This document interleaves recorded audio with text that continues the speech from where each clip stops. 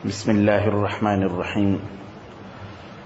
الحمد لله نحمده ونصلي ونسلم على رسوله النبي الكريم وعلى آله وأصحابه أجمعين وعلى كل من تبعهم بإحسان إلى يوم الدين. گزشتہ درس میں آپ حضرات کے سامنے قرآن کریم کے پہلے پارے کا خلاصہ اور اس کے خاص مضامین بیان کیے گئے. آج کی اس نشست میں اللہ سبحانہ و تعالیٰ کی توفیق سے قرآن کریم کے دوسرے پارے کا خلاصہ، اس کے خاص مضامین اور خاص احکام ذکر کیے جائیں گے. دوسرے پارے کا آغاز سیقول السفہاء من الناس سے ہوتا ہے. اس آیت میں اللہ سبحانہ و تعالیٰ نے یہ بیان فرمایا، جس وقت تحویل قبلہ کا حکم آیا، تقریباً 16 ماہ رسول اللہ صلی اللہ علیہ وسلم بیت المقدس کی طرف منہ کر کے نماز پڑھتے رہے. آپ کا دلی شوق یہ تھا کہ اللہ تعالیٰ کی طرف سے حکم آ جائے بیت اللہ کی طرف منہ کرنے کا. چنانچہ آپ شدت اشتیاق سے آسمان کی طرف نظر اٹھا کر دیکھتے تھے، لیکن ادب کی وجہ سے کچھ گزارش نہیں کرتے تھے. اللہ سبحانہ و تعالیٰ نے اس کیفیت کو دیکھا اور پھر وہ بات بھی ذہن نشین رہے کہ بنی اسرائیل سے اللہ تعالیٰ نے اس امت کی امامت کا اس حق لے کر اس امت مسلمہ کو عطا فرما دی. اس کی نشانی یہ رکھی گئی کہ بیت المقدس سے اب نماز میں اس حکم کو بیت اللہ کی طرف پھیر دیا گیا، جو امت اسلام کا مرکز تھا، جہاں سے اللہ سبحانہ و تعالیٰ نے اسلام کا آغاز فرمایا اور دین اسلام کی تعلیم کا آغاز ہوا. جس وقت تحویل قبلہ کا حکم ہوا حضرت صلی اللہ علیہ وسلم کو کہ آپ بیت المقدس سے اب بیت اللہ کی طرف منہ کر کے نماز پڑھا کریں، تو وہ اہل کتاب جو یہودی اور بنی اسرائیل سے تعلق رکھنے والے لوگ اور منافقین طرح سے باتیں کرتے، اعتراضات کرتے کہ دیکھو جی ان کو کیا ہو گیا، ایک ایسا محترم مقام اس طرف سے منہ پھیر کر انہوں نے دوسری طرف منہ پھیر لیا اور بیت اللہ کی طرف نماز پڑھنا شروع کر دی. سیقول السفہاء من الناس ما ولاہم عن قبلتہم التی کانوا علیہا. اللہ سبحانہ و تعالیٰ نے جواب دیا، قل للہ المشرق والمغرب. سنو، یہ بیت اللہ اور بیت المقدس تو شمال اور جنوب میں ہے، کہ بیت المقدس شمال میں اور جنوب میں. سنو، اللہ تعالیٰ کے لیے مشرق بھی ہے، اللہ کے لیے مغرب بھی ہے. وہ اگر مشرق کی طرف منہ کرنے کا حکم فرما دیں، اسی حکم کا نام، اتباع کا نام دین ہوگا. اللہ تعالیٰ اگر مغرب کی طرف حکم فرمائے، اسی اتباع کا نام دین کہلائے گا. ساری جہتیں اللہ سبحانہ و تعالیٰ کی ہیں، وہ جس طرف چاہے حکم فرما دیں، اور اللہ کے حکم ہی کی تعمیل کا نام دین. اپنی خواہشات، اپنے جذبات کے اتباع کا نام دین نہیں. چنانچہ تحویل قبلہ کے اس حکم کے بعد اللہ سبحانہ و تعالی نے دوسرے پارے میں ایک بہت بڑا اعلان اور انعام اور رسول اللہ صلی اللہ علیہ وسلم کی زندگی کے، آپ کی بعثت کے مقاصد کو ذکر فرمایا. چنانچہ کما ارسلنا کہہ کر فرمایا، کما ارسلنا فیکم رسولا منکم یتلو علیکم آیاتی، کہ ہم نے جیسے اور احسان کیے اسی طرح ایک احسان تم پر یہ بھی کیا، تم میں ایسے رسول مبعوث کیے جن کے 4 بنیادی کام ہیں، اور یہی 4 بنیادی کام ہمیشہ پیغمبروں کے رہیں. یعنی یہ جو نبوت اور رسالت کا منصب ہے، اس کے بنیادی فرائض یہ ہیں.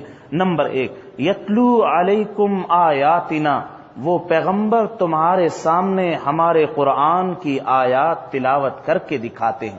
سب سے پہلا کام اللہ سبحانہ و تعالیٰ کی کلام کو سکھانا، اس کے الفاظ اور اس کی تلاوت کر کے دکھانا، تاکہ لوگ سب سے پہلا کام اللہ تعالیٰ کے کلام مجید کو، قرآن مجید کو پڑھنے کے قابل ہو جائے. دوسرا فریضہ پیغمبروں کا یہ ہے کہ وَيُزَكِّيكُمْ، یہ تمہارا تزکیہ کرتے ہیں، تمہارے باطن کی صفائی کرتے ہیں. تزکیہ نام ہے تطہیر ذہن کا، اور تزکیہ نام ہے تطہیر قلب کا.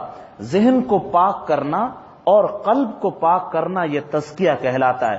ذہن کو باطل نظریات سے، باطل عقائد سے، باطل افکار سے پاک کرنا، اور دل کو باطل اور غلط رجحانات سے پاک کرنا، غلط قسم کے خیالات سے پاک کرنا، یہ تزکیہ کہلاتا ہے۔ تو دو بنیادی کام قرآن مجید کی تلاوت اور رسول اللہ صلی اللہ علیہ وسلم کا دوسرا کام، وہ تمہارے لیے مزکی ہیں، مربی ہیں اور تمہارا تزکیہ کرتے ہیں۔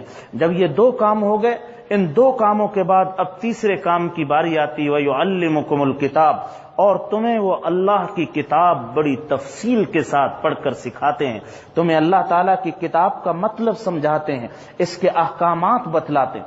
یہاں قرآن کریم کے اس اسلوب سے اس طرف بھی اشارہ ملا، جب کوئی بندہ قرآن مجید کی تلاوت کا اہل ہوتا ہے اور ظاہر و باطن سے پاک ہوتا ہے، اب تیسرے نمبر پر آ کر وہ اس قابل ہو جاتا ہے کہ قرآن مجید کو تفصیل کے ساتھ سمجھے۔ اور اگر کوئی شخص باطن کے اعتبار سے پاک صاف نہیں ہوا، اس کے عقائد صاف نہیں ہوئے، اس کے رجحانات صاف نہیں ہوئے، قرآن کریم کے حقائق، اس کے معارف اور اس کے علوم ایسے قلب پر جو مقدر دل ہو اس کے اوپر کبھی نہیں کھلتے۔ اللہ سبحانہ و تعالی صاف اور مجلہ قلوب کے اوپر اپنے معارف اور اپنے کلام کی خاص خاص خوبیوں کے، اس کے عجائبات کو کھولتے۔ چوتھا کام والحکمہ، کہ وہ رسول اللہ صلی اللہ علیہ وسلم تمہیں حکمت یعنی دانائی کی باتیں سکھاتے۔ حکمت سے مراد عملی طور پر اس دین اور قرآن پر عمل کرنے کا طریقہ بتلاتے ہیں۔ رسول اللہ صلی اللہ علیہ وسلم کی احادیث، آپ کا اسوہ حسنہ، یہ حکمت کا مصداق ہے۔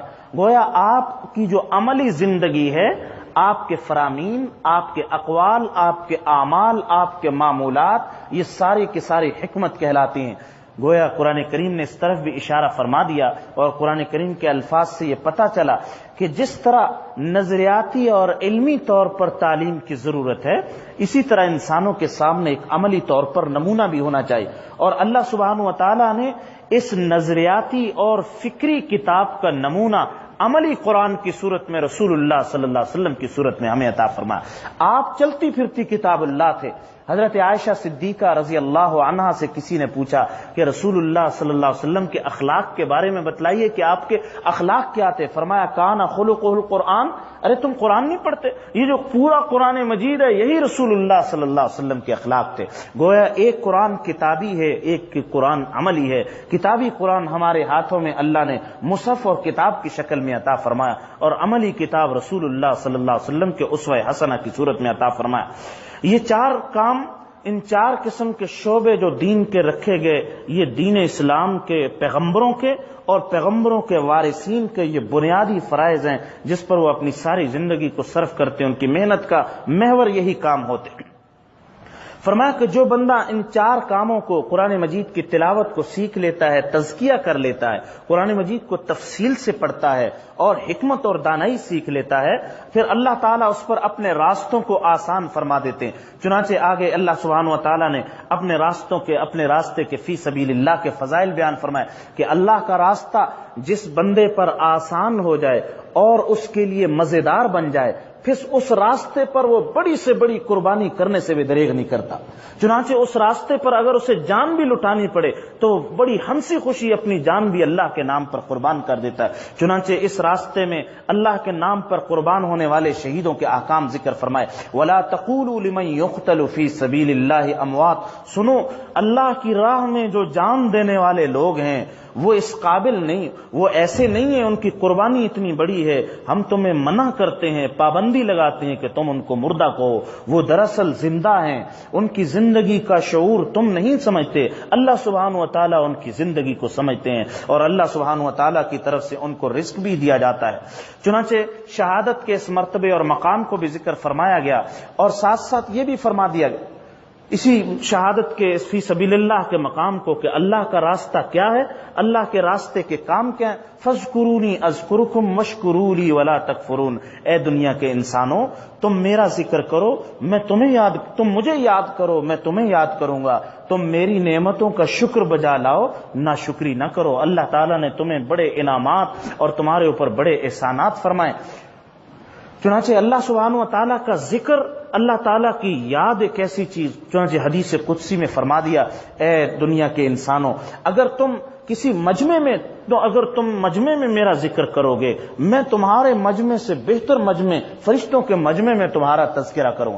اگر تم بالشت بھر میری طرف آؤ گے میں گز بھر تمہاری طرف آؤں گا. اگر تم چل کر میری طرف آؤ گے میں دوڑ کر آؤں گا اور میری رحمت تم کو اپنے دامن میں سمیٹ لے گی. تو اللہ سبحانہ و تعالیٰ کے ذکر کے فضائل اور خاص طور پر شکر کی تلقین فرمائی گئی. اور جب کوئی بندہ اللہ کے راستے میں چلتا ہے اور ایک بڑے مقصد کو لے کر چلتا ہے, اس مقصد کے کانٹے بھی ہوتے ہیں, راستے میں رکاوٹیں بھی آتی ہیں, آزمایا بھی جاتا ہے. ایسا نہیں ہوتا جیسے قرآن کریم نے دوسرے مقام پہ فرمایا افحسبتم انما خلقناکم عبثا وانکم الینا لا یرجعون, کیا تم لوگوں نے یہ سمجھ لیا ہے کہ ہم نے تم کو بیکار پیدا کیا. اور ایک اور مقام پر فرمایا ہم تمہیں آزمائیں گے اور تمہارا امتحان بھی ہم ساتھ لیتے. چنانچہ امتحان کو ذکر فرمایا اے دنیا کے انسانوں اگر تم مقصد کو سمجھ لو, ایک مقصود کو اپنے سامنے ہدف بنا لو, پھر تم راستے میں جو آنے والی تکلیفیں اس کو بڑی ہنسی خوشی برداشت کر لو. سنو تمہیں دنیا میں ہم آزمائشوں سے گزاریں گے. فرمایا وَلَنَبْلُوَنَّكُمْ بِشَيْءٍ مِّنَ الْخَوْفِ وَالْجُوعِ وَنَقْصٍ مِّنَ الْأَمْوَالِ وَالْأَنفُسِ وَالثَّمَرَاتِ, ہم کس طرح آزمائیں گے. کبھی تو تمہیں بھوک کے ذریعے سے آزمائیں گے, فاقہ آ جائے گا. کبھی خوف کے ذریعے سے آزمائیں گے, تم پر کئی قسم کے اندیشے اور خطرات ہوں گے.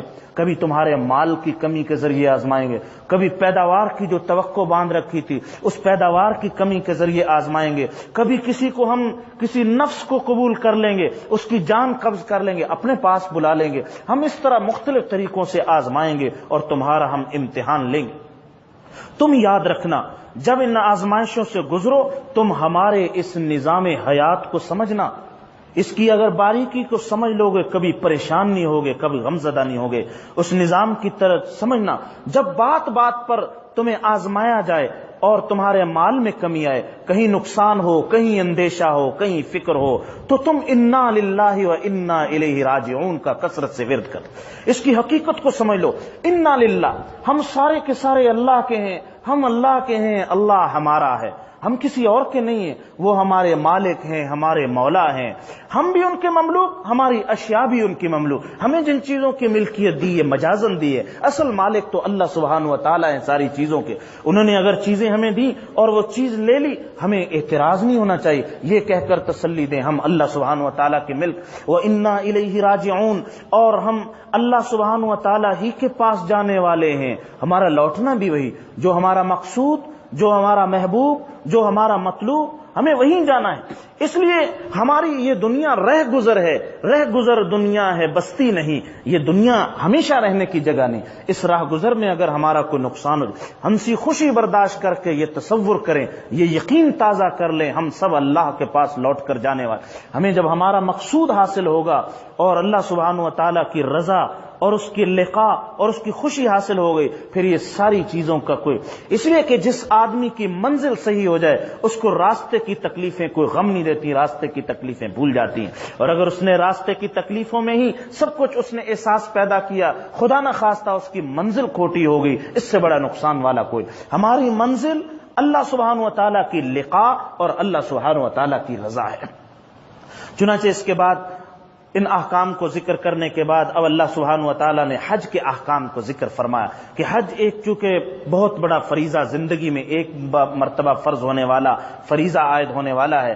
صفا اور مروہ کے بارے میں فرمایا کہ صفا اور مروہ یہ اللہ تعالیٰ کی بڑی نشانیوں میں سے, جو آدمی بھی صفا اور مروہ, جو بھی حج کا ارادہ کرے یا عمرے کا ارادہ کرے, اسے صفا اور مروہ کی سعی کرنی چاہیے. اس زمانے میں جب نیا نیا اسلام آیا تھا صفا مروہ پہ بت ہوتے تھے, تو سعی کرنے میں صحابہ کرام کو مقام شرک ہونے کی وجہ سے ہچکچاہٹ ہوتی تھی کہ ہم اس جگہ پہ کیوں جائیں. اللہ سبحانہ و تعالیٰ نہیں, اس جگہ پہ جانا ہے. یہ صفا اور مروہ تو اللہ سبحانہ و تعالیٰ کی نشانیاں ہیں.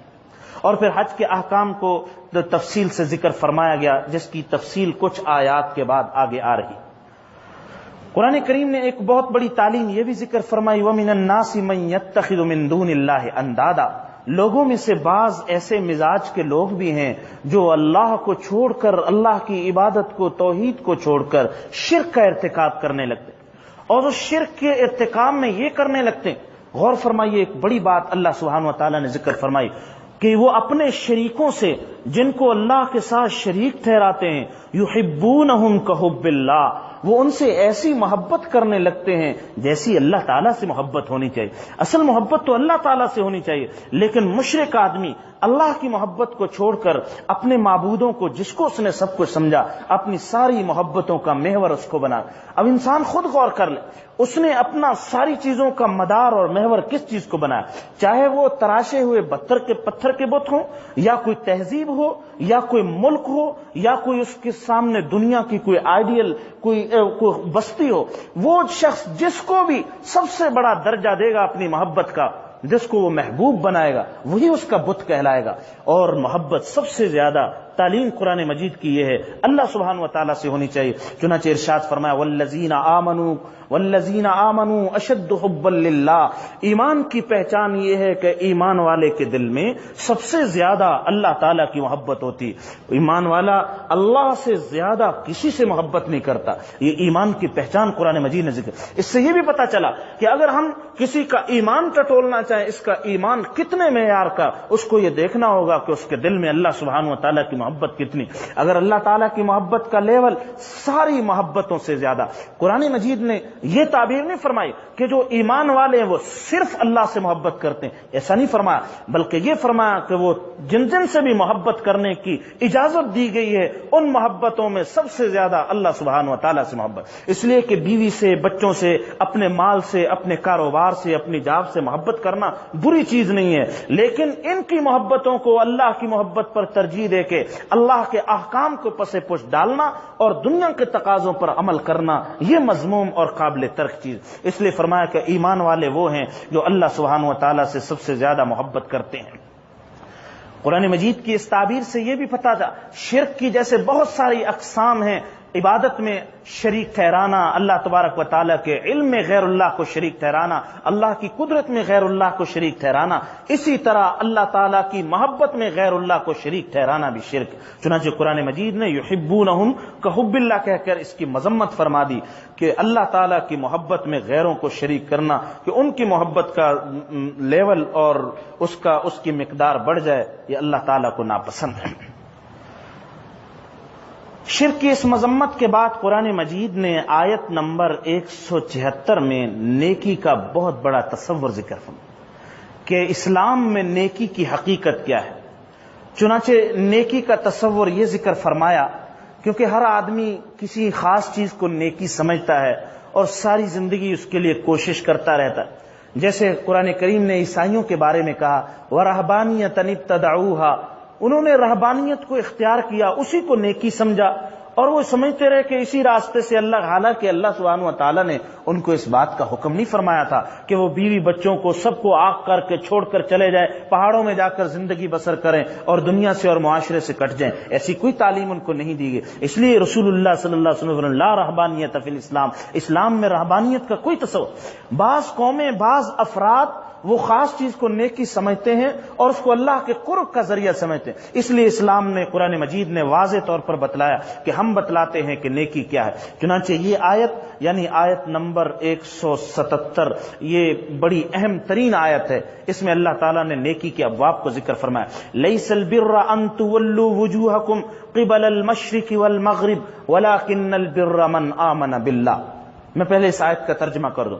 نیکی یہ نہیں ہے کہ تم منہ اپنا قبلے کی طرف کر لو یا منہ نماز میں مغرب کی طرف کرو یا مشرق کی طرف کرو اور اسی کو سب کچھ سمجھنے لگو، اسی کو اللہ کی رضا کا ذریعہ سمجھ. فرمایا یہ نیکی نہیں. ہم بتلاتے ہیں اصل نیکی کیا ہے. من آمن باللہ والیوم الآخر والملائکۃ والکتاب والنبیین. نیک تو وہ لوگ ہیں جو اللہ پر ایمان لائے، یوم آخرت پر ایمان رکھتے ہیں، فرشتوں پر بھی ایمان لاتے ہیں، اللہ کی کتابوں پر بھی ایمان لاتے ہیں، اللہ تعالیٰ کے بھیجے ہوئے انبیاء پر، نبیوں پر بھی ایمان لاتے ہیں، اور اس کے ساتھ ساتھ وہ اپنے مال کو خرچ کرتے ہیں اللہ تعالیٰ کی محبت میں دیوانے ہو کر.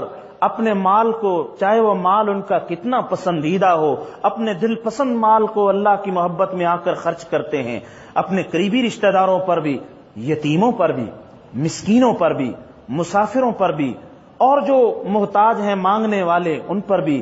وفی الرقاب، اور قیدیوں کو چھڑانے اور غلاموں کو آزاد کرنے میں بھی وہ اپنے مال کو ناحق قیدی جو دشمن کی جیل میں اس کو چھڑانے کے لیے، کہیں قیدی سے یہ نہ سمجھا جائے کہ جو مجرم اپنی جرم کی پاداش میں جیل کے اندر وقت گزارا اس کو چھڑانے کے لیے اس کا حکم نہیں، اس سے مراد وہ قیدی جس نے دشمنوں نے جس مسلمان کو مظلوم کو گرفتار کیا اور جیل کی سلاخوں میں اور وہ تاوان مانگ رہے، اس کے لیے اللہ کی راہ میں وہ مال خرچ کرتے ہیں۔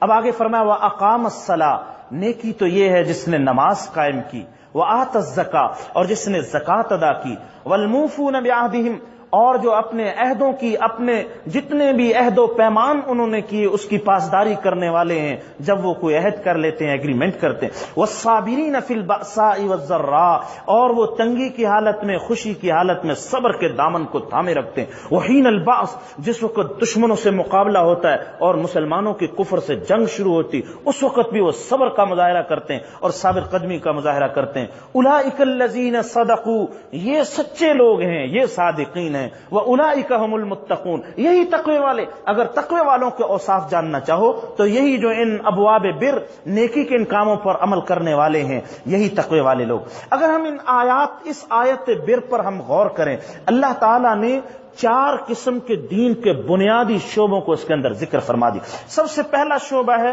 دل سے اللہ تبارک و تعالیٰ پر، اس کی کتابوں پر، اس کے فرشتوں پر، اس کے نبیوں پر، یوم آخرت پر ایمان لانا، دل سے سچا سمجھنا اور مان لینا، یہ ایمانیات کا شعبہ ذکر فرمایا۔ نماز روزہ قرآن کریم نے ذکر فرمایا، یہ عبادات کہلاتے، ایک شعبہ ایمانیات، دوسرا شعبہ عبادت، اور صبر کا حکم فرمایا کہ وہ ہر حالت میں صبر اخلاقیات میں سے ایک بہت بڑا خلق ہے، گویا اسلام کے شعبہ اخلاقیات کو اس کے اندر اس کی ایک پہچان کو یہاں ذکر فرمایا۔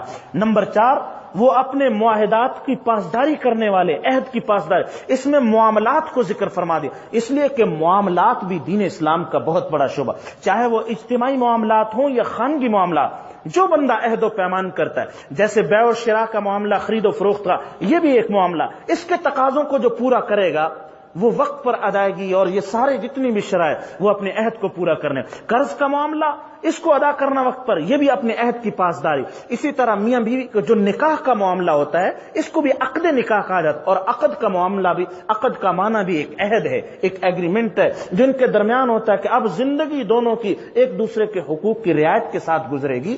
چنانچہ جو اپنے ہر قسم کے عہد کی پاسداری کرنے والے، اللہ تبارک و تعالیٰ نے اس بڑی جامع آیت میں عبادات کو، ایمانیات کو، اخلاقیات کو اور معاملات کو اس کے اندر سمو دیا۔ اللہ سبحانہ و تعالیٰ ہمیں اس آیت مبارکہ کی تمام تعلیمات پر عمل کی توفیق عطا فرمائے۔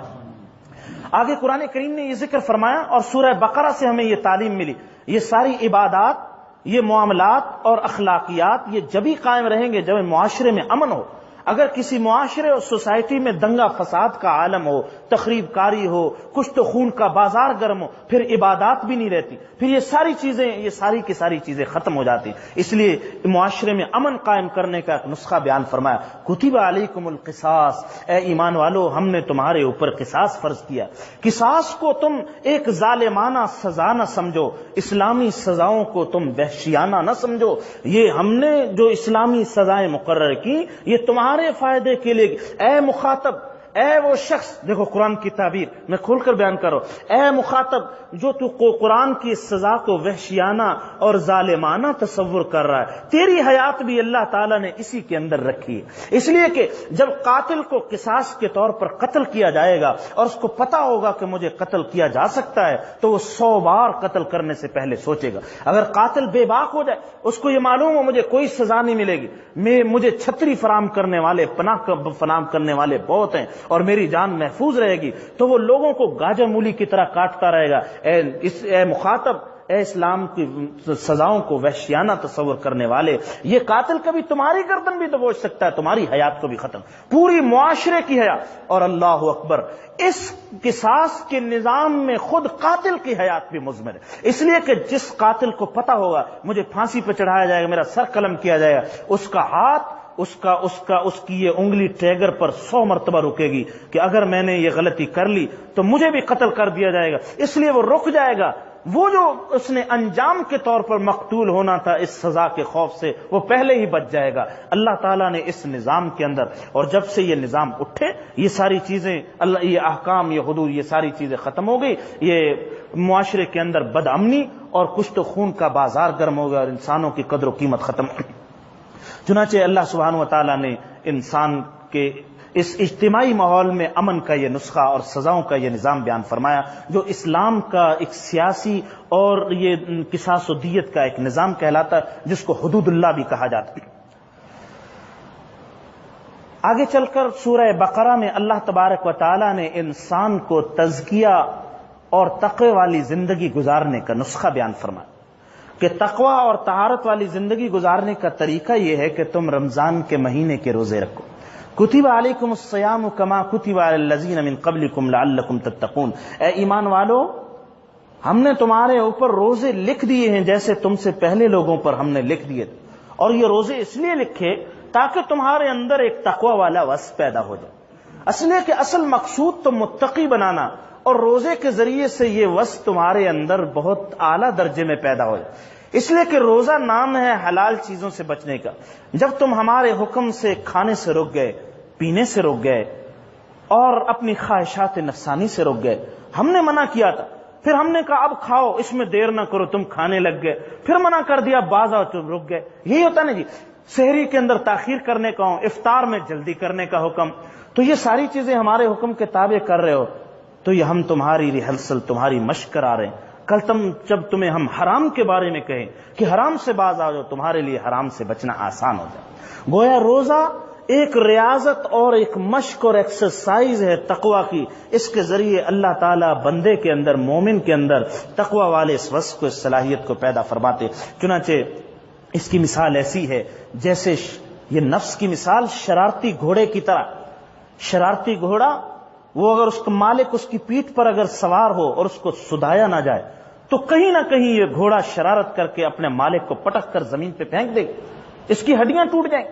اس لیے اس پر سواری کرنے سے پہلے یہ اب اس اپنے گھوڑے کو سدھا لے، جب اس پر سدھائے گا تو یہ گھوڑا اس کے لیے معاون بنے گا، اس کی رفتار بڑھ جائے گی، اس کی سفر، اس کی تھکاوٹ کا ذریعہ نہیں بنے گی، یہ دور تک اپنے منزل مقصود تک پہنچ جائے گا۔ یہ نفس کا حال بھی ایسا ہے، اگر ہم نے نفس کے اس گھوڑے کو سدھا لیا تو یہ نفس ہمارے لیے دنیا آخرت کے کاموں میں معین اور معاون بنے گا، ورنہ یہ نفس ہمیں کچل دے گا۔ کہیں اگر یہ تقوی والا وصف پیدا نہ ہوا اور روزے کے ذریعے سے نفس کی خواہشات کو لگام ڈالنے کی مشق نہ کی تو پھر یہ نفس کہیں حرام میں مبتلا کر کے ہمیں دنیا آخرت کی تباہی سے دوچار کر سکتا ہے۔ اس لیے یہ روزہ اس نفس کو لگام ڈالنے، اس شرارتی گھوڑے کو قابو کرنے کی مشق عطا فرمائے گی۔ چنانچہ روزے کے احکام کو ذکر فرماتے ہوئے رمضان کے مہینے کی فضیلت ذکر فرمائی۔ شہر رمضان الذی انزل فیہ القرآن، یہ رمضان کا مہینہ تو قرآن والا مہینہ، اللہ تعالیٰ نے قرآن اتارنے کے لیے رمضان کے مہینے کا انتخاب فرمایا، اس لیے یہ اشارہ فرما دیا کہ رمضان کے مہینے میں جو خصوصی روحانی غذا ہے وہ قرآن مجید کی تلاوت، جتنی کثرت سے اور تدبر کے ساتھ تلاوت ہوگی اللہ سبحانہ و تعالی رمضان المبارک کی اتنی کثرت سے برکتیں عطا فرمائیں گے۔ گویا رمضان المبارک کے معمولات میں سب سے افضل اور سب سے بہترین معمول قرآن مجید، تراویح میں قرآن مجید سنا جاتا ہے، اسی طرح کثرت سے تلاوت کرنا، دور کرنا، یہ آن حضرت صلی اللہ علیہ وسلم کا معمول تھا۔ آگے سورہ بقرہ میں یہ بیان فرمایا، یہ بندے جب عبادت کرتے ہیں تو ان کے دل میں ایک فطری خواہش اور شوق پیدا ہوتا ہے، یہ پوچھتے ہیں کہ ہمارے اللہ ہمارے کتنے قریب ہیں، جس کی عبادت کر رہے ہیں وہ محبوب کے کہیں بہت زیادہ دور تو نہیں۔ اللہ سبحانہ و تعالیٰ نے جواب دیا، اے میرے پیغمبر یہ میرے بارے میں پوچھتے ہیں میں کہاں ہوں، میں کتنا قریب، ان کو بتلا دو میں تمہاری شہرج سے بھی زیادہ قریب، تمہاری رگ جان سے بھی زیادہ قریب، اور تمہاری دعاؤں کو سنتا ہوں اور تمہاری دعاؤں کو قبول کرتا ہوں۔ شہرک تو بہت دور ہے اے جان تمنا، شہرک تو، ایک شاعر نے بڑی خوب بات، شہرک تو بہت دور ہے اے جان تمنا، آ میرے قریب اور قریب اور قریب آ۔ اللہ سبحانہ و تعالیٰ کی ذات ایسی ہے کہ اللہ تعالیٰ کی ذات انسان کی رگ جان سے بھی زیادہ قریب، اور اس کی دعاؤں کو سننے والے رگ جان سے زیادہ قریب کہ انسان کے دلوں میں گزرنے والے خیالات، اس کے منصوبوں، اس کے ارادوں، کبھی بندہ ارادہ کرتا ہے اللہ تعالیٰ اس کے ارادے کو پورا فرما، کبھی زبان پہ دعا نہیں آتی، جو چاہتا ہے ویسا ہو جاتا ہے، یہ ساری چیزیں پورے کرنے والی ذات اللہ سبحانہ. اور کبھی ارادہ ٹوٹتا ہے، یہ ارادہ ٹوٹنا بھی دراصل اللہ سبحانہ و تعالیٰ کی قدرت کی نشانی. حضرت علی رضی اللہ تعالیٰ فرماتے تھے عرفت ربی فسخ العزائم، میں نے اپنے رب کو اپنے عزائم کے ٹوٹ جانے سے پہچان لیا. میں عزم کرتا ہوں کسی چیز کا ایسا کر لوں گا، وہ عزم ٹوٹ جاتا، نہیں کر پاتا، پتہ چلتا ہے کوئی طاقت ہے جو میرے قلب و جگر کو کنٹرول کرنے والی، میرے ارادوں کو پورا نہیں ہونے دیتی، وہ اللہ سبحانہ و تعالیٰ کی ذات. گویا اللہ تبارک و تعالیٰ نے دعاؤں کے قبولیت کی پیشین گوئی یہ خوشخبری سنائی کہ جب بندہ مجھ سے دعا مانگتا ہے میں اس کی دعا کو قبول کرتا ہوں. سورہ بقرہ میں چونکہ خاص طور پر تعلیم ارشاد فرمائی اور احکام و مسائل کا بیان ہے، اس لیے اللہ سبحانہ و تعالیٰ کی حدود کو خاص بیان فرمایا کہ ہم نے خاص حدیں اور سرحدیں مقرر کی ہیں، تم ان سرحدوں کے قریب بھی نہ جانا، ان حدود کے قریب نہ جانا، ان حدود کو پامال نہ کرنا. نکاح طلاق کے معاملات اور اس کے احکام اللہ کی حدیں ہیں، قصاص و دیت کے احکام یہ اللہ تعالیٰ کی حدود ہیں، اور بہت جتنے بھی احکام خاص ذکر فرمائے یہ ان کو پامال کرنے کا ارادہ نہ کرنا، ان کے قریب بھی نہ جانا اس ارادے سے کہ ہم اللہ کی حدوں کو پامال کرو. فرمایا فلا تقربوها، تم ان حدود کے قریب بھی نہ جانا. اب حدود کی تفصیل ذکر فرمائی کہ حدود کی تفصیل میں پہلی حد میں یہ ذکر فرمائی کہ ہم نے تمہیں ایک انعام کے طور پر، نعمت کے طور پر ازدواجی زندگی سے متصف کیا، لہذا اے دنیا کے انسانوں تم اپنی بیویوں کی قدر کرو. ہن لباس لکم وانتم لباس لہن. قرآن مجید نے چند لفظوں میں ہن لباس لکم وانتم لباس لہن 6 لفظ ذکر کیے. ان 6 لفظوں میں میاں بیوی کے حقوق کا اور ساری زندگی کے ان مسائل کا ایک دوسرے جو تعبیر اختیار فرمائی. دنیا کے فصحا، بلغا، ادیب اگر کتابیں کی کتابیں بھی لکھ مارتے آپس کے ان حقوق کو بیان کرنے کے لیے، وہ ساری کی ساری ناکافی ہوتی جو اللہ تعالیٰ نے چند لفظوں میں ذکر ہو کہ لباس انسان کے لیے زینت کا باعث بھی ہوتا ہے. لباس اس کی مدافعت کرتا ہے گرمی سے اور سردی سے. لباس انسان کے عیوب کو چھپاتا ہے، لباس نہ ہو عیب ظاہر ہوتے. اور لباس اتار دینے والا انسان ننگا تصور کیا جاتا ہے، وہ سارے معاشرے میں معیوب سمجھا جاتا ہے. وہ پاگل ہی ہوگا جو لباس سے باہر ہو کر باہر معاشرے کے اندر آ جائے یا جانور کہلائے، انسان نہیں ہو سکتا. تو قرآن مجید کے لباس کے اندر تعبیر میاں بیوی ایک دوسرے کے لباس ہیں، ایک دوسرے کی زینت بھی ہیں، ایک دوسرے کا دفاع کرنے والے بھی، گرمی سردی سے بچانے والے بھی، ایک دوسرے کے عیبوں پر پردہ ڈالنے والے بھی ہیں. اور اجازت نہیں ہے کہ وہ ایک دوسرے کو اتار کر پھینک دیں، یہ بڑی معیوب بات سمجھی جائے گی. اس لیے کہ لباس باقی رکھنے کے لیے، لباس میلا ہو جائے اس کو دھو لیا جاتا ہے، لباس میلا ہونے پر اس کو پھاڑ کر پھینک نہیں دیا جاتا، بلکہ اس کو اگر لباس پھٹ جائے یا کہیں سے اس کے اندر پیدا ہو جائے، پھٹن آ جائے، اس کو سی لیا جاتا ہے لباس. اللہ سبحانہ و تعالیٰ نے گویا لباس کے ساتھ اس کو تعبیر فرمائی. ہن لباس لکم وانتم لباس لہن. حج کے احکام کو ذکر فرماتے ہوئے مزید میں نے پہلے عرض کیا تھا اشارتاً ذکر فرمایا. حج کے بارے میں فرمایا کہ جس آدمی نے حج کا ارادہ کر لیا اور احرام باندھ لیا، فلا فسوق فلا رفث ولا فسوق ولا جدال فی الحج. اب حج کے اندر کسی قسم کے بھی رفث، بے حیائی کے کاموں کی اجازت نہیں ہوگی، کسی قسم کی شہوت کے کاموں کی اجازت نہیں، کوئی گناہ کے کام کی گنجائش حج کے اندر نہیں، حج کے اندر کسی جھگڑے کی گنجائش نہیں.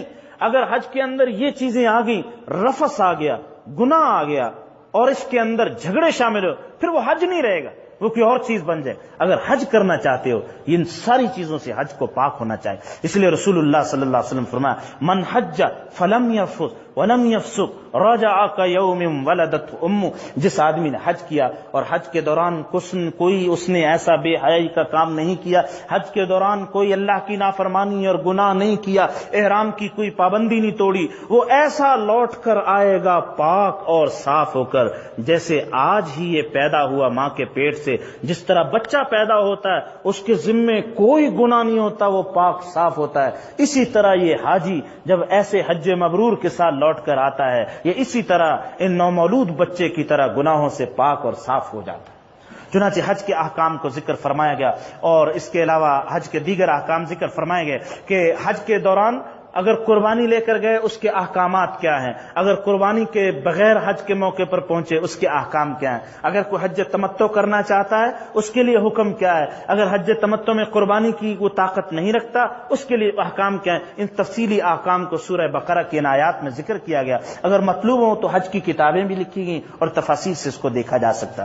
اللہ سبحانہ و تعالیٰ نے حج کے احکام کے بعد ایک دعا کی خوبصورت دعا کی تلقین فرمائی، ربنا آتنا فی الدنیا حسنہ وفی الآخرۃ حسنہ وقنا عذاب النار۔ اے لوگو، اللہ تعالیٰ سے دنیا اور آخرت دونوں کی بھلائی مانگو، اس لیے وہ انسان بڑا کامیاب ہے جس کو دنیا اور آخرت دونوں کی بھلائی مل گئی، اور اسی کو عافیت کہا جاتا ہے۔ رسول اللہ صلی اللہ علیہ وسلم نے حضرت ابن عباس کو، اپنے چچا زاد بھائی کو، ایک دعا کی تلقین فرمائی تھی، ابن عباس سب سے بہترین دعا جو تم اللہ سے مانگو وہ عافیت کی دعا، اس لیے کہ عافیت کا معنی یہ اللہ دنیا اور آخرت کی ہر خیر نصیب فرما دے اور دنیا آخرت کے ہر شر سے اور ہر قسم کے دکھ اور تکلیف سے محفوظ فرما دے۔ چنانچہ یہ دعا تلقین فرمایا، اس میں تعلیم فرمائے گی، کہیں تم یہ نہ مانگتے رہنا کہ بس ہماری دنیا سنور جائے، یہی ہمارا کام بن جائے، نہیں، اگر تم نے دنیا سنوار لی، دنیا بنا لی اور آخرت میں تم خالی ہاتھ چلے گئے پھر بہت بڑے بے نصیب کہلاؤ گے،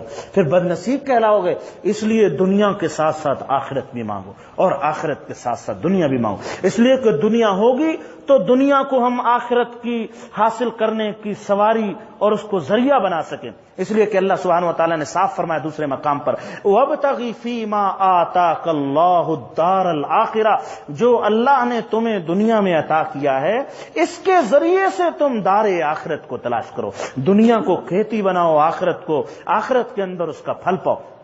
تو گویا قرآن کریم نے دنیا کو کاٹنے اور دنیا کو ختم کرنے کا حکم نہیں فرمایا، بلکہ دنیا کے اندر حسنہ مانگے، اور یہ حسنہ یاد رکھیے اسی وقت کا ہے، یہ کار، کوٹھی، بنگلہ، یہ جائیداد، یہ بینک بیلنس، یہ حسنہ جبھی کہلائیں گے جب یہ اللہ کی رضا کا ذریعہ بن جائے۔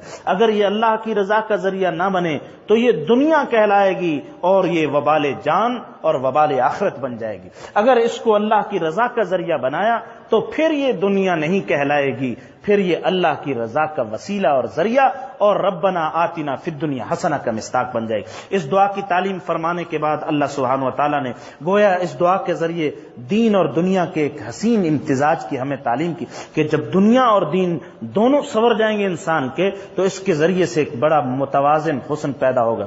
گویا ہمارے سامنے اگر ہم اس کو مثال سے تعبیر کریں، دنیا کی مثال جسم کی طرح ہے اور دین کی مثال روح کی طرح ہے۔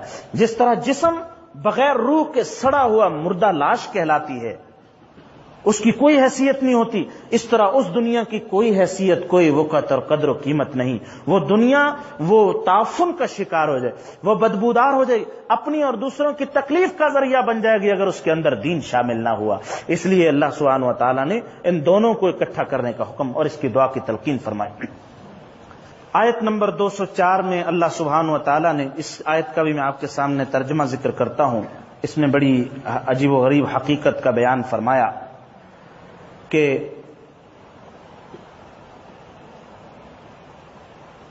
وَإِذَا قِيلَ لَهُ اتَّقِ اللَّهَ أَخَذَتْهُ الْعِزَّةُ بِالْإِثْمِ فَحَسْبُهُ جَهَنَّمُ وَلَبِئْسَ الْمِهَادُ۔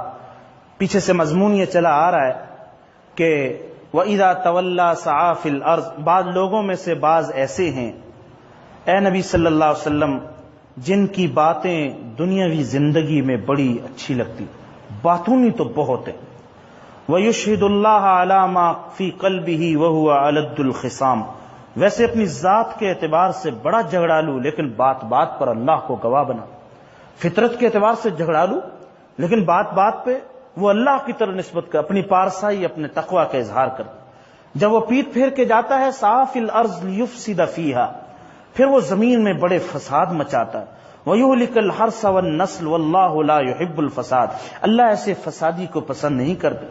جب اس سے یہ کہا جاتا ہے کہ میاں اللہ سے ڈر، فساد نہ مچا، یہ تکبر اور غرور کا معاملہ اللہ کو پسند نہیں، أَخَذَتْهُ الْعِزَّةُ بِالْإِثْمِ، تو مصنوعی وقار اس کے سامنے آ جاتا ہے، وہ مصنوعی وقار کے اس بت میں، اس خول کے اندر بند ہو جاتا ہے، وہ اتباع کرنے اور بات ماننے میں عار محسوس کرتا ہے۔ فحسبہ جہنم ولبئس المہاد، اس کے لیے تو ہم نے جہنم بنائی ہے، جہنم ہی کافی اور بڑا برا ٹھکانہ۔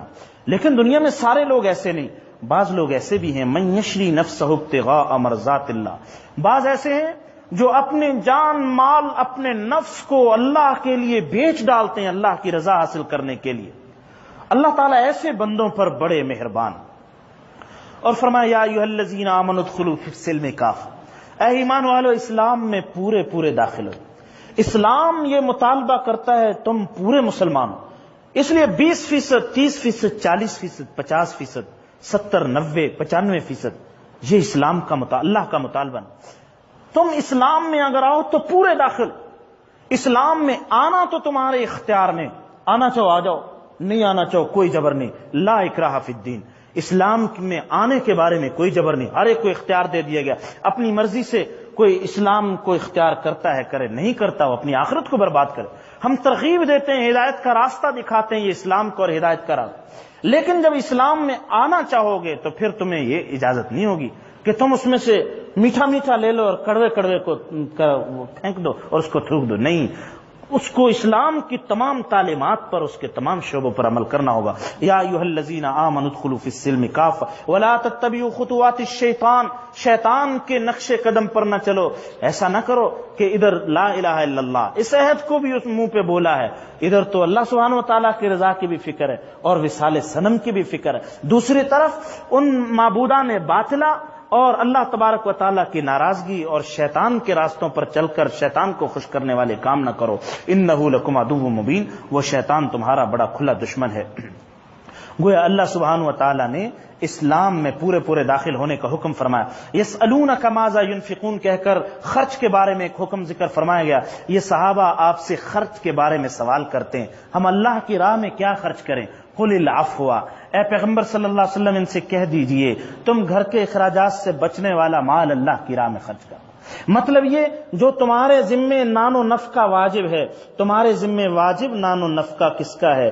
بیوی کا نفقہ واجب ہے، بچوں کا خرچ واجب ہے، ان کے اخراجات کو پورا کرنے کے بعد جو بچ گیا، اب تم اللہ کی راہ میں چاہے سارا دے دو، چاہے تھوڑا دے دو، چاہے بچا کر رکھو، لیکن تم بچے ہوئے میں سے خرچ کرو۔ ایسا نہ کرنا کہ تم نفلی صدقات میں تو سارا مال لٹا دیا اور اپنے بیوی بچوں کو بھوکا رکھا، اس کی اسلام میں کہیں بھی اجازت نہیں۔ اس لیے پہلے تم اس کی ضروریات کا خیال کرو، اس کے بعد تم آگے اللہ کی راہ میں جتنا چاہے خرچ کر دو، اس کی کوئی ممانت۔ اس عفو کا معنی یہ نہیں کہ گھر میں دال دلیا اور اس کے بعد سارا مال بغیر بچائے ہوئے خرچ کر دو، جمع کرنے کی اجازت، ایسا نہیں۔ اگر جمع کرنے کی اجازت نہ ہوتی اسلام میں تو پھر یہ زکوٰۃ کا حکم ہی ختم کر دیا۔ اس لیے زکوٰۃ آتی ہی جمع کیے ہوئے مال کے اندر، حج آتا ہی غنی پر ہے۔ اگر غنا کا اور مالدار بننے کا حکم ناجائز ہوتا پھر حج کا حکم بھی ختم کر دیا جاتا اور زکوٰۃ کا حکم، زکوٰۃ کے حکم کا باقی رہنا اور حج کے حکم کا باقی رہنا یہ دلیل اس بات کی کہ اسلام میں غنی اور مالدار بننے کی اجازت ہے، اس کی کہیں بھی کوئی پابندی نہیں۔ البتہ خرچ کرنے کے اندر اعتدال کی ترغیب دے دی گئی۔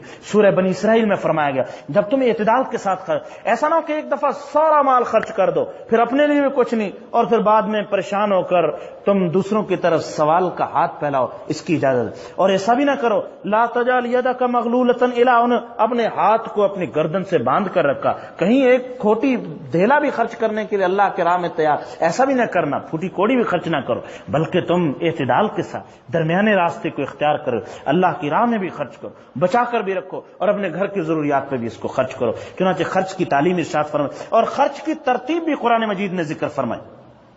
قل ما انفقتم من خیر، اس کو خوب غور سے سمجھ لیجیے، قل ما انفقتم من خیر فللوالدین، اگر خرچ کرنا چاہو گے تو سب سے پہلے خرچ کے لیے والدین۔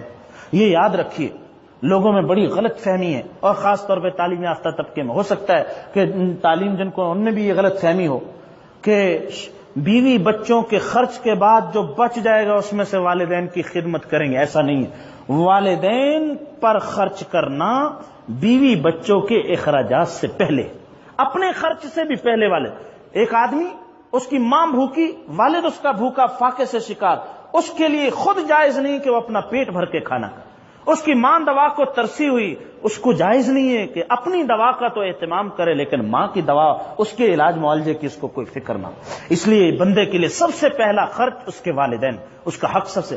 اور وہ حدیث بخاری آپ کے سامنے ہوگی، غار والی حدیث، جس میں ایک آدمی، 3 بندے غار کے اندر چلے گئے اور انہوں نے اللہ کے سامنے اپنے ایک ایک عمل کا وسیلہ، ایک بندے نے یہ وسیلہ پیش کیا، یا اللہ میں دودھ لے کر آیا، میرے والدین میری والد سو چکی تھی، میں انتظار میں کھڑا رہا، بچے بھی تھے وہ بھی مانگتے رہے، انہوں نے پہلے اپنے والدین کو دودھ پلاؤں پھر تمہیں دوں گا۔ دیکھو رسول اللہ صلی اللہ علیہ وسلم نے بخاری شریف میں اس بات کی گویا تلقین فرما دی کہ والدین ان کا حق اپنی اولاد اور اپنے نفس سے بھی زیادہ، کہ یہ بہت بڑی غلط فہمی ہے کہ بچا ہوا جو بیوی بچوں کے اخراجات، یہ کیسے انسان کیسے گوارا کر، ماں تو اس کی گرمیوں میں سسکتی رہے اور بیوی بچے اور خود یہ ایئر کنڈیشن گاڑیوں کے اندر اور اس کے اندر سبقت، ماں گاؤں گوٹھوں کے اندر پریشان ہے اور وہ اس کو ڈاکٹر کے پاس لے جانے کے لیے پڑوسی اور دوسرے لوگ ہوں، اور یہ یہاں مزے کے اندر، یہ یہاں سیر سپاٹے کر، یہ کبھی ملیشیا جا رہے ہیں، کبھی سویڈن جا رہے ہیں، کبھی دبئی جا رہے ہیں، ان کے یہ اس کی سیر سپاٹے ختم نہیں ہوتے، اور والدین اس کے کیا جی وہاں پریشان۔ یہ بہت بڑی وہ جہالت کا راستہ، اس لیے قرآن مجید نے فرمایا اگر تم خرچ کرنا چاہتے پہلے والدین والاقربین اور رشتہ داروں پہ بھی خرچ کرو، پھر یتیموں پہ خرچ کرو، مسکینوں پہ خرچ کرو، مسافروں پہ خرچ کرو۔ وما تفعلوا من خیر فإن اللہ علیم، جو کچھ بھی تم اللہ کی راہ میں خرچ کرو گے اللہ سبحانہ و تعالیٰ اس خرچ کو خوب جاننے والے ہیں۔ عورتوں کے حقوق کی بات چل رہی تھی، قرآن کریم نے سورہ بقرہ میں عورتوں کے حقوق کو تفصیل سے ذکر فرمایا، وَلَهُنَّ مِثْلُ الَّذِي عَلَيْهِنَّ، فرمایا کہ جو تمہارے حقوق وہی عورتوں کے حقوق، حقوق کے اعتبار سے دونوں برابر۔ اگر تم اپنے لیے لباس بناتے ہو تم عورتوں کے لیے بھی لباس، جو تم خود کھاتے ہو وہی ان کو خود کھلاؤ، یہ ہر چیز کے اندر برابری۔ آپ خاص طور پہ دیکھیے ذرا جوائنٹ فیملی سسٹم میں اور دیہاتی سسٹم میں، وہاں کیا ہوتا ہے، وہ بچا کچا، وہ عورتیں تو گھر کی غلام، وہ لونڈیاں اور یہ چیز بنا کے لے۔ عورتوں کے حقوق سب سے زیادہ اللہ تعالیٰ نے اور اسلام نے اور قرآن مجید نے بیان کیا۔ دنیا کے کسی مذہب، پہلے آپ حیران ہوں گے، پہلے ایک ایسی تحقیق چلی اور اسلام سے پہلے بھی سن 586 عیسوی میں فرانس کے اندر ایک قانون پاس ہوا کہ اس میں یہ طے کیا گیا، پہلے ان فلسفیوں میں، عقل پرستوں میں یہ اختلاف تھا کہ یہ عورت یہ انسان بھی ہے یا نہیں۔ آپ نے سنا جی کبھی کہ انسان بھی ہے؟ اس پر بحثیں چلی۔ بہت بڑی دنیا ایسی تھی عقل پرستوں کی، وہ کہتے تھے یہ عورت انسان نہیں، یہ عام اشیاء کی طرح، گھڑی کی طرح کی ایک چیز ہے، استعمال کرو، کسی کو دے بھی سکتے ہیں، رکھ بھی سکتے ہیں، گفٹ بھی کر سکتے ہیں، یہ عورت بھی ایسی چیز ہے۔ پھر ایک تصور ہے بہت سارے ایسے عقل پرستوں کا، وہ کہنے لگے یہ اس کی حیثیت زیادہ سے زیادہ گھر کی باندھی اور نوکرانی، اس سے زیادہ اس کی کوئی حیثیت نہیں، اس کے کوئی حقوق نہیں، یہ تب۔ اور اس کی انسان کی جو، یہ میں نے سن 586 عیسوی کا جو حوالہ دیا فرانس کا، جو محققین نے لکھا، اس وقت کے جو فلاسفہ تھے، انہوں نے آپس میں مل کر جیوری نے یہ طے کیا کہ ہاں انسان تو ہے لیکن ہے مرد کی خدمت کے لیے۔ اندازہ کیجیے انسان کے پہلے اس کے انسانوں نے کی قائل نہیں، اس کو کوئی اور صنف، کوئی جانوروں میں سے مخلوق، اسلام نے عورت کو کیسا اونچا مقام عطا فرمایا۔ اللہ سبحانہ و تعالیٰ نے قرآن مجید میں عورتوں کے نام سے سورہ نساء آگے تفصیل سے آ رہی جس میں ان کے احکام ذکر فرمائے۔ چنانچہ عورتوں کے احکام میں یہ بات بڑی اصولی ذکر فرمائے، وَلِلرِّجَالِ عَلَيْهِنَّ درجہ، باقی مردوں کو اللہ تعالیٰ نے ایک گنا فضیلت عطا کر کہ گھر کے وہ قوام ہیں، گھر کے معاملات کو چلانے والے، جہاں تک حقوق کی بات ہے یہ دونوں ایک دوسرے کے برابر ہیں۔ ذکر اور نماز کا حکم بھی بیان فرمایا گیا، اور یہ بھی فرمایا گیا کہ جب تم نماز پڑھو تو نماز پڑھنے ہی کو کافی نہ سمجھو، اس کے علاوہ بھی اللہ تعالیٰ کا ذکر کرو۔ اس لیے قرآن نے ساتھ فرمایا اذا قضیتم الصلاۃ فاذکروا اللہ، جب تم نماز ادا کر لو پھر بھی اللہ کا ذکر کرو، کھڑے بھی، بیٹھے بھی، لیٹے بھی، اٹھتے بھی، ہر حالت میں اللہ سبحانہ و تعالیٰ کو یاد کرو۔ پھر اللہ تعالیٰ کا ذکر ایک ایسی چیز ہے، ذکر اور نماز میں فرق ہے، ذکر ایک ایسی چیز ہے جس کے لیے کوئی پابندی، کوئی شرط نہیں، کوئی وقت کی قید نہیں، ہر وقت ہر حالت میں ذکر کیا جا سکتا ہے۔ اور نماز ایسی، اس کے لیے شرائط رکھی گئی، اس کے لیے اوقات کی پابندی بھی رکھی گئی، بعض اوقات میں نماز پڑھنا ممنوع بھی ہو جاتا، سجدہ کرنے کی اجازت بھی نہیں دی گئی۔ چنانچہ عورتوں کے احکام کو بھی ذکر فرمایا، اور ضمناً چونکہ عورتوں کے حقوق کی پاسداری سے ایک گھر کا نظام صحیح ہوتا، تو اللہ تعالیٰ نے گھر کے نظام کے ساتھ ساتھ اجتماعی معاشرے کی اصلاح کا بھی نسخہ ساتھ ساتھ ذکر فرمایا۔ اس میں مثال کے مرتد کا حکم ذکر فرمایا کہ وہ بندہ جو اسلام سے پھر جائے، اسلام قبول کرنے میں تو اختیار ہے، کوئی جبر نہیں، لیکن اسلام قبول کرنے کے بعد اگر مرتد ہو جائے تو پھر اس کی سزا قرآن نے یہ ذکر کی، ایک سزا تو یہ ہے اس کی ساری زندگی کے اعمال ختم ہو جائیں گے، کسی عمل کسی نیکی کا اس کو اجر نہیں ملے۔ اور دوسرا حکم یہ بیان فرمایا گیا، احادیث میں بھی اس کی وضاحت کر دی گئی کہ اس مرتد کو پکڑا جائے، اگر تو اسلام کے بارے میں اس کو کچھ شبہ یا اشکال ہو اس کو دور کرنے کی کوشش کی. اگر اس کا اشکال دور ہو جائے اور شبہ دور ہو جائے, دوبارہ تسلیم کر لے, تو ہمارے معاشرے میں انہی حقوق کے ساتھ رہے جس طرح مسلمان کے ہو. اگر وہ قبول نہ کرے اسلام, اس کو قتل کر دیا جائے. مرتد کی سزا قتل اللہ تعالیٰ نے متعین.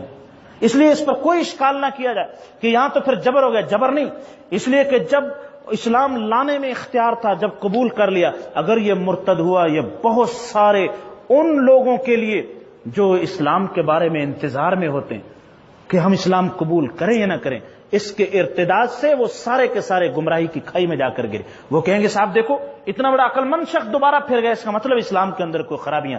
یہ دین اسلام اللہ کی ہدایت میں رکاوٹ بنتا ہے. یہ ایسا ناسور بن جاتا ہے جو دوسری انسانیت کی ہلاکت کا بھی ذریعہ بنتا ہے. اس لیے اس ناسور کو کاٹنے کا حکم فرما دیا. اس کو کاٹو گے تو دوسرا جسم بچے گا, اگر نہیں کاٹو گے پورا جسم ہلاکت کی طرف چلا جائے گا اور پورا انسان برباد ہو جائے. اس کے معاشرے سے کاٹنے میں آپ یہ سمجھیے کہ اللہ تعالیٰ نے اس کا حکم ذکر فرمایا. شراب اور جوئے کے بارے میں فرمایا گیا کہ شراب اور جوئے کے بڑے نقصانات ہیں, اجتماعی نقصانات بھی ہیں, انفرادی نقصانات بھی ہیں. اسی وجہ سے شراب کو حدیث میں ام الخبائث کا, تمام خبیث چیزوں کی ماں ہے شراب. جب بندہ شراب کا عادی ہوتا ہے پھر اور بہت ساری برائیوں کی طرف وہ نکل جاتا ہے. اس کے ساتھ ساتھ نکاح کا حکم بیان فرمایا گیا کہ کس قسم کی عورتوں سے, عقیدے والی عورتوں سے نکاح کی اجازت. فرمایا مشرک مرد اور مشرک عورت سے کسی حال میں نکاح جائز. مشرک مرد سے اور مشرک عورت سے, مسلمان عورت کے لیے مشرک مرد سے اور مسلمان مرد کے لیے مشرک عورت سے کسی حالت میں نکاح جائے. اب اندازہ فرمائیے کتنے ایسے مسلمان ہیں جو ہندو لڑکیوں سے نکاح کر باہر ممالک میں چلے جاتے اور وہاں ان کی الیکشن ہے, وہاں ہندو بھی ہیں, دوسرے مذاہب کے بھی ہیں, اور وہ اعلیٰ ایمان یہ حاصل نہیں کیا, اچھے مسلمان بنے نہیں, اور خالی اعلیٰ تعلیم کے لیے گئے. کتنے ایسے میرے سامنے بھی واقعات ایسے کہ انہوں نے ہندو لڑکی کے ساتھ نکاح کر. نتیجہ قرآن کریم نے اس ساری زندگی اپنی کس کے اندر, دنیا کی خواہش اور دنیا کے تھوڑی زندگی کے مزے کے لیے انہوں نے اپنی دنیا اور آخرت کو برباد کیا. جہاں تک اہل کتاب کا تعلق ہے, اہل کتاب کے ساتھ قرآن نے نکاح کی اجازت کہ مسلمان مرد اگر اہل کتاب عورت کے ساتھ نکاح کرنا چاہیں تو اس کی اجازت. مثلا عیسائی عورت ہے, یہ یہودی, اس کے ساتھ نکاح کی اجازت دی گئی, حرام قرار نہیں دیا گیا. لیکن مسلمان عورت کے لیے کسی اہل کتاب مرد سے اجازت نہیں, اس لیے کہ اللہ تعالیٰ کو ہر حال میں منظور ہے کہ اسلام پھیلے, اسی کا بول بالا ہو. اور اگر مسلمان خاتون کسی اہل کتاب مرد کے عقد میں چلے گی, کہیں ایسا نہ ہو کہ اس کے دباؤ میں آ کر, کیونکہ اس کا شوہر ہے, اس کی باتوں سے متاثر ہو, کہیں اسلام کو نہ چھوڑ دے, اس لیے پابندی لگا دی گئی اس کے نکاح میں جانے. اس کے برخلاف عورت کو اجازت دے دی گئی وہ مرد کے نکاح میں آئے, کیونکہ جب مرد کے نکاح میں عورت کتابی آئے گی, اس کے اخلاق کو دیکھی, اسلام کو سمجھے گی, مسلمان ہو جائے گی, اسلام پھیلے گا. اسلام کے پھیلنے کی اس تمام اس امید میں اللہ سبحانہ و تعالیٰ نے اجازت دے دی کتابی. اور لیکن یاد رکھیے یہ اس زمانے میں حضرت عمر فاروق رضی اللہ تعالیٰ عنہ نے, حضرت عمر فاروق رضی اللہ تعالیٰ نے پابندی لگا دی تھی تمام صحابہ کرام پر, کوئی شخص بھی کسی کتابی عورت سے نکاح نہ کرے اس زمانے. اس کی وجہ کیا ہے؟ اگر اہل کتاب, وہ زمانہ ایسا تھا تو بعد کے فقہا نے کہا جب صحابہ کرام پہ تمام صحابہ نے, خاص طور سے عمر فاروق رضی اللہ تعالیٰ پابندی, کیونکہ اس زمانے میں پتہ یہ چلا کہ کتابی عورتوں کے ساتھ نکاح بہت زیادہ ہونے لگے, اور وہ جن علاقوں سے تعلق رکھ رہے روم و فارس کی, اس میں حسن بہت زیادہ تھا, تو مسلمانوں کے, سادہ مسلمانوں کے بہکنے کا خطرہ ہو گیا. اس لیے حضرت عمر فاروق رضی اللہ تعالیٰ نے, جن کو اللہ نے بہت بڑا اونچا دماغ عطا, پابندی لگا دی کہ دیکھو نکاح کی اجازت ہے. میں اس اجازت پر صحابہ کے مجمع میں سب کے مشورے سے پابندی لگاتا, کوئی بھی اجازت, اس لیے کہ اب تمہارے دین کی حفاظت اس میں کہ ان کے ساتھ نکاح نہیں. تو آج کے اس دور میں کیسے اجازت, جبکہ آج تو ہے ہی زن مریدی کا. آج تو شوہر اگر اپنی بیوی کے اقوال کو, اس کے اطوار کو, ان ساری چیزوں کو بڑی جلدی اخذ کرتا. اس کی کیسے اجازت ہے؟ ہاں اگر کوئی کتابی عورت مسلمان ہونے کے لیے تیار ہو اور وہ کہ میں کلمہ پڑھتی ہوں, 100 بسم اللہ, اس کے لیے نکاح کرنے کی اجازت ہے, کوئی پابندی نہیں. اس کے کتابی ہوتے ہوئے پابندی, بڑا خطرہ ہے ایمان کا, کہیں ایسا نہ ہو کہ دین کا اور ایمان کا نقصان ہو جائے. اس لیے فرمایا کہ مشرک اور کتابیہ سے نکاح کے احکام کو ذکر فرمایا. اگلا حکم یہ بھی ذکر فرمایا کہ حالت حیض میں, خاص ماہواری کے ایام میں عورتوں کے قریب جانے کی ممانعت ہے. اور فرمایا کہ طلاق ایلا کا حکم ذکر فرمایا. ایلا کا معنی یہ ہے کہ اگر کوئی شوہر اپنی بیوی کے پاس نہ جانے کی قسم کھا لے, میں تیرے قریب نہیں آؤں گا, اور اس قسم پر پابندی کرے اور اس کے قریب نہ جائے, 4 مہینے اگر گزر گئے اسی حالت میں طلاق ہو جائے, وہ خود بخود طلاق واقع ہو. اگر 4 مہینے سے پہلے اس نے رجوع کر لیا تو اس کی وہ دوبارہ بیوی بن جائے، رجوع کرنے کا اختیار ہے، لیکن چونکہ قسم کھا چکا تھا، قسم کا کفارہ دینا اس پر لازم۔ اس کو شریعت کی اصطلاح میں ایلا کہتے ہیں، اور سورہ بقرہ میں والذین یؤلون کے الفاظ کے ساتھ اس کو ذکر فرمایا گیا۔ دوسرا حکم یہ ذکر فرمایا گیا کہ طلاق اللہ سبحانہ و تعالیٰ کو ناپسند ہے، یہ مبغوض کام ہے، لیکن کبھی کبھی اس کی ضرورت پڑ جاتی۔ بسا اوقات میاں بیوی میں سے کوئی ایک ایسا ٹیڑھا ہو جاتا ہے، اگر اسی طرح رشتے میں اس کو باندھے رکھا ساری زندگی، پورا گھر، پورا ماحول، رشتہ دار، وہ جہنم کا وہ منظر بنے رہیں گے۔ اس لیے ضرورت پڑتی ہے کہ ایسی بد اخلاق یا ایسے بد اخلاق سے جدائی حاصل کرنے میں عافیت ہوتی، دین اور دنیا کی۔ تو ایسی صورت میں شریعت نے طلاق کی اجازت دی۔ طلاق کے احکام کو قرآن مجید نے ذکر فرمایا، اگر 1 طلاق دی یا 2 طلاق دی تو 1 طلاق اور 2 طلاقوں تک تو رجوع کا اختیار ہے، یعنی اگر بندہ رجوع کر لے بعد میں، لیکن وہ بشرطے کہ وہ الفاظ سری طلاق کے الفاظ کے ساتھ طلاق دی تو 2 تک رجوع کا اختیار ہے، کہ عدت ختم ہونے سے پہلے اگر وہ کہہ دے میں نے اپنا نکاح واپس لیا اور میں رجوع کرتا ہوں، دوبارہ بیوی بن جائے، نکاح جدید کی ضرورت ہے۔ اور اگر ان 2 طلاقوں میں عدت ختم ہو گئی اور رجوع نہیں کیا، اب اگر نکاح کرنا چاہتا ہے تو پھر نئے مہر پر نئے گواہوں کی موجودگی میں دونوں فریقین کی رضامندی سے نکاح کی اجازت۔ لیکن اگر تیسری طلاق بھی اس نے دے دی تو فرمایا تیسری طلاق کے بعد چونکہ طلاق مغلظہ پڑ جاتی، اب اس شوہر کے لیے حلال نہیں ہوگی۔ ہاں، تیسری طلاق کے بعد اگر اس نے کسی اور شوہر سے نکاح کر لیا اور وہاں اس کے ساتھ گزارا نہیں ہو سکا، اس نے طلاق دے دی تو یہ پہلے کے لیے حلال ہو جائے گی اور یہ پہلے سے نکاح بھی کر سکتے ہیں۔ چنانچہ یہ طلاق کے احکام ذکر فرمائے، مہر کا یہ حکم بیان فرمایا، دیکھو اگر تم نے اپنی بیویوں کو مہر دیا ہے اور ان کو طلاق دے دی تو مہر واپس نہ لو، مہر اس کا حق ہے جو اس کو دے دیا گیا، مہر واپس لینے کی ممانعت۔ البتہ اگر عورت خلا کرے، خلا کا معنی یہ کہ عورت خود پیشکش کرے کہ میں خلا کرنے چاہتی ہوں اور خلا ہی کے الفاظ ہوں، تو پھر ایسی صورت میں اگر عورت کی زیادتی ہو تو مہر واپس لینے کی اجازت ہے۔ اس صورت میں فلا جناح علیہما فی مفتدت بہ، اور خلا کی بھی اس صورت میں اجازت ہے اگر میاں بیوی کے درمیان نباہ نہ ہو سکے اور وہ اللہ کی حدود کو قائم نہ رکھ سکتے ہوں تو خلا کی اجازت دی گئی۔ اگلا یہ حکم ذکر فرمایا گیا کہ ماؤں کو اللہ تعالیٰ نے یہ حکم فرمایا کہ وہ اپنے بچوں کی رضاعت اور دودھ پلانے کا اہتمام کریں۔ کہیں طلاق، ہمارے ہاں جو طلاق ہمارے ماحول میں یہ بہت بڑی دشمنیوں کا پیش خیمہ ہوتی اور مرتے دم تک دشمنیاں، جتنے بچے سارے کے سارے رسوا ہو جاتے، رل جاتے اور ختم ہو جاتے۔ قرآن کریم نے فرمایا اگر تمہیں چھوڑنے کا موقع آئے تو تسریحم باحسان ہونی چاہیے، اچھے طریقے سے چھوڑو، تحفے تحائف دے کر چھوڑو، تمہارے ساتھ اس نے زندگی گزاری ہے۔ اگر تمہاری اولاد ہوئی، اس کی تربیت کا نظام اللہ تعالیٰ نے خود بتلایا کہ اس کی پرورش تو اس کی ماں کرے گی۔ بچی جب تک بالغ نہ ہو جائے اور بچہ جب تک 7 سال کی عمر تک نہ پہنچ جائے، اس کی پرورش کا حق اس کی ماں کو دیا گیا، بچی کے بالغ ہونے تک اور بچے کے 7 سال کی عمر تک اس کی پرورش اس کی ماں کرے گی، لیکن اس کا خرچ اس کا والد برداشت کرے گی۔ دیکھو دونوں کا تعلق اپنی اولاد کے ساتھ جڑا، پرورش کا تعلق اس کا، خرچ کا تعلق اس کا، تاکہ اولاد وہ رل نہ جائے، ان کی تربیت اچھے طریقے سے۔ اور فرمایا اس بات کی اجازت نہیں جیسے کہ ہمارے ماحول میں ہوتا کہ یا تو میاں والے اگر زور آور ہے یہ اولاد کو لے جائیں گے، لڑکی والے زور آور ہے وہ لے جائیں گے، یا وہ روتا رہے گا یا یہ روتا رہے گا۔ یہ طریقہ، یہ اللہ کی حدود ہیں، اسی کو فرمایا گیا لا تقربوا، اللہ کی حدود کو پامال نہ کرنا، یہ اللہ تعالیٰ کے حق۔ اور عورتوں کو بھی حکم فرمایا گیا اے عورتوں، تمہارے لیے اللہ سبحانہ و تعالیٰ نے تمہیں اپنی اولاد کی پرورش کا ذریعہ بنایا، اس لیے ان کو دودھ پلانے میں تم بخل سے کام نہ لینا، تمہاری ذمہ داریوں میں شامل ہے۔